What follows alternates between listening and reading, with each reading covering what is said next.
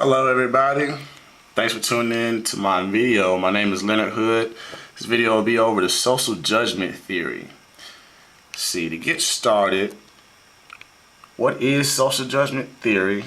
The theory mainly focuses on human judgment, and it looks closely at why do we make certain decisions about certain things opposed to all the other decisions and other options we could have chose. So what is it about us humans that drives us to the certain decisions that we make? Why is it we don't choose the other options that we could have used? The social judgment theory, it derived from Egon Brunwick's probabilistic functionalism and his lens model that really made him famous.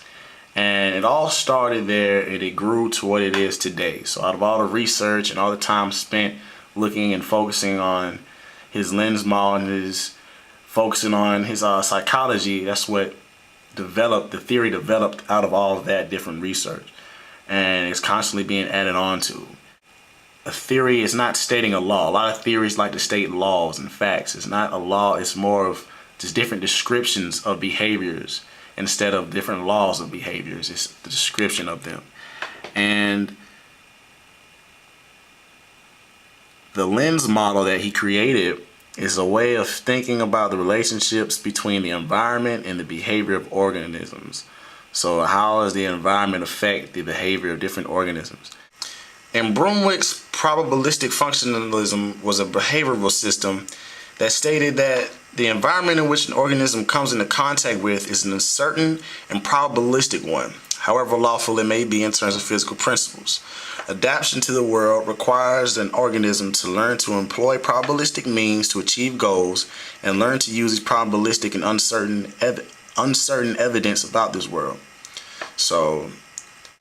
And he also created the term ecological validity, which is the correlation between the sensory cue and perception and a property of this world.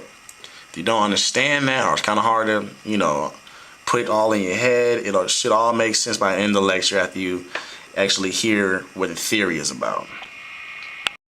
Throughout my research on the social judgment theory, it's, for the most part, it's been breaking down into 5 main principles. And starting with principle 1, the first principle is when you have a decision that needs to be made, you first look at all the possible outcomes that can be derived from the action. So when you have something at hand, for example, let's say that you're trying to make up your mind whether or not you should do the speed limit on your way back home. Say you're out of town, you're on vacation, you got a 2-hour drive to make, and you're pretty impatient and you'd rather just not do the speed limit because the speed limit's too slow for you. Alright, well, the first thing that's going to pop in your head is the different outcomes and possibilities that could come out of you speeding home. And took the time, I came up with 4. I'd say if you speed home, you got a possibility of getting a ticket, you risk getting in an accident. You can get to your destination quicker, obviously. That's your main reason why you want to speed. And if you get, you don't get pulled over, if you get there early, you can have extra time to do something that you haven't even planned on. And principle 2 of the social judgment theory, it states that after we evaluate all the possible outcomes or the cues, we have 3 different categories in which we fit them in. We got the latitude of acceptance, we have a latitude of non-commitment, and the latitude of rejection. Latitude of acceptance, that is the cues or the outcomes that we accept. Those are the ones that we feel are beneficial or they're positive outcomes. The non-commitment, those are outcomes that we feel have a neutral attitude upon. We could care less whether it happens or not. It doesn't affect us.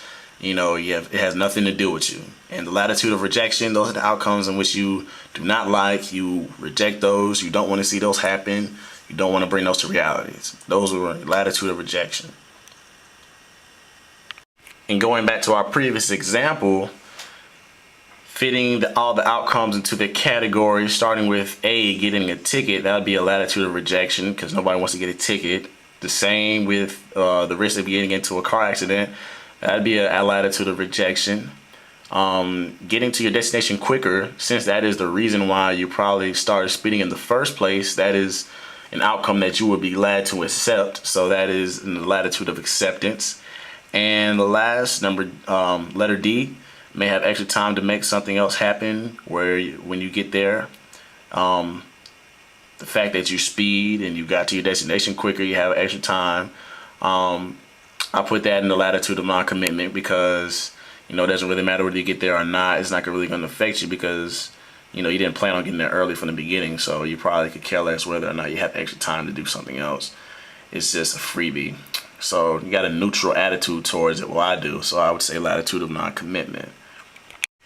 The third principle of the social judgment theory, which is a real important one, is the fact that our ego affects the size of our latitude. By the term ego, I'm meaning your definition, your feeling of self. So we ask ourselves, is what we are evaluating, is it important to our self-identity?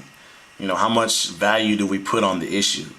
And if the ego is high, there's a higher chance that things will fall into the latitude of rejection. And to clear that up more, if somebody cares more about a subject, it's more likely that there's a higher chance for their outcomes to be rejected because they care more about that subject. They're going to be real picky on the type of outcomes that they like and that they would, well, in this case, the kind of outcomes that they would accept. Principle number 4, it states that we tend to distort incoming information to fit our categories of judgment. And with this principle, this is when contrast and assimilation come into play, and also your anchor point. In the social judgment theory, your anchor point, that's the position that feels most acceptable to you. When you're faced with incoming information, we all have an anchor point. The anchor point is that main attitude about something. Your main attitude you have about something. And, we'll distort different information to fit that attitude that we have. So we do this either by contrast or we do this by assimilation. Contrast is a perceptual process in which a message is far away from the listener's own attitude, his anchor point, and is misperceived as being further from his attitude than it really is. And assimilation is the exact opposite of that. It's a perceptual process in which a message is actually close to the listener's own attitude, but is misperceived as way closer to the attitude than it really is. An example, or what this makes me think of the most is I feel like I constantly see assimilation in commercials on TV. When they show you something that gives you a feeling that you can relate to, but in the commercial they'll make it all extra dramatic. And they'll make it look like the feeling is greater than it really is just to persuade you to buy their product. Even if it's something that that you clearly can see you don't need, they can assimilate it and you can make it, just to make you feel like you need it just because of assimilation. They've added so much to it. You just like, man, so much joy out of this. But I can't get that without this product. Same thing with when we get information that we hear. We try to make it fit into where we try to make it sound the way we want it to sound, make it to where we like it, fit our anchor points. And we either do that from contrast or assimilation. We either make it seem farther away or make it seem closer away.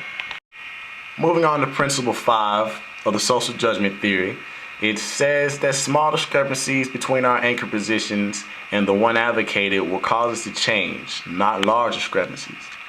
To break that down for you, all of this is saying is that if you're trying to persuade someone to do something, for example, and it's different, what you're trying to get them to do is different from their anchor attitude, the attitude that they accept, they're more likely to be convinced if the discrepancies are small.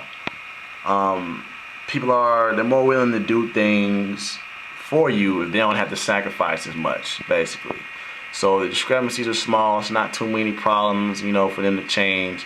They're more willing to change. But if it's a big discrepancy, well, they have a lot to sacrifice. It's a lot they have to do, a lot of energy out, that they have to give up. Chances are that change is less likely to happen. And now that we went into our theory a little bit more, this is a model of the Brunwick's lens model. And what it represents real quick right here, this would be, for our example we're using, is whether or not to speed. So let's say this right here is, yes, I'm going to speed. And on this side I have, no, I'm not going to speed. If you're looking at the model, everything right here in the middle would be all of your cues.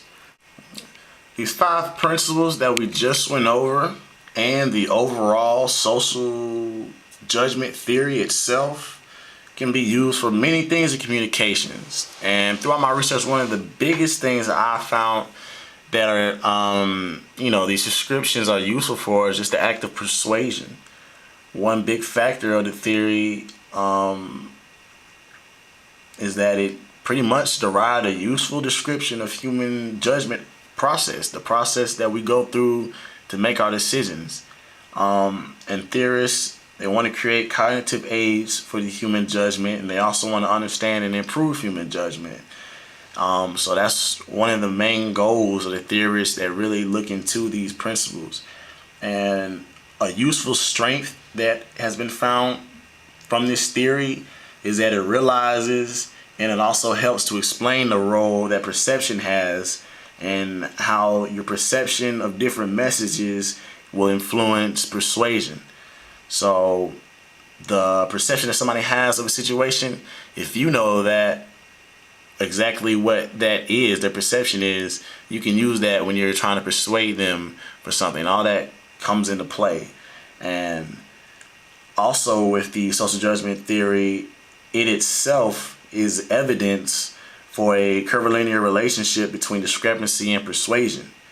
The word curvilinear meaning that the relationship is not just a simple straight line, cutout relationship. What it means is more like a system, like an interconnected system. So as the size of one variable increases, in this case discrepancy, it creates increases in another variable, which would be persuasion. But further increases in the first variable will cause decreases in the other variable.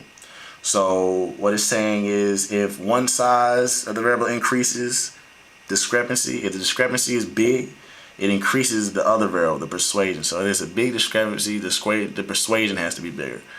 Like we were saying earlier, on the other slide, if you have a small discrepancy, it'll be easier to have change. So if it's a big discrepancy, it's going to be hard to have change. So your persuasion have to persuade more. So both variables are going to increase. And when using the social judgment theory for the act of persuasion, there are 3 main rules to remember. And number 1 is that the information used must fall into the latitude of acceptance.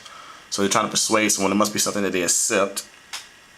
Number 2, the new information must be different from the anchor position, because that's common sense. You can't convince someone to change their mind to something if their mind has already been changed to that. So it's kind of like a dead cause. So the new information you present them has to be different from the anchor position. Remembering the anchor position is the attitude that they accept, that they already are in. Number 3, the new information, while discrepant from the anchor, can't be assimilated or contrasted. So you have to make sure the information that you're giving them, trying to persuade them with, you got to make sure that they can't contrast it or assimilate it. And with this social judgment theory, like I said at the beginning of the video, it is derived from other theories and other forms of research that was all brought together to even come up with these 5 principles to form this theory. And here's a list of some other related theories that I came across during my research. And the information integration theory, theory of reasoned actions, have elaboration likelihood model, congruity theory, and involvement theory. And all these theories are all related to each other, and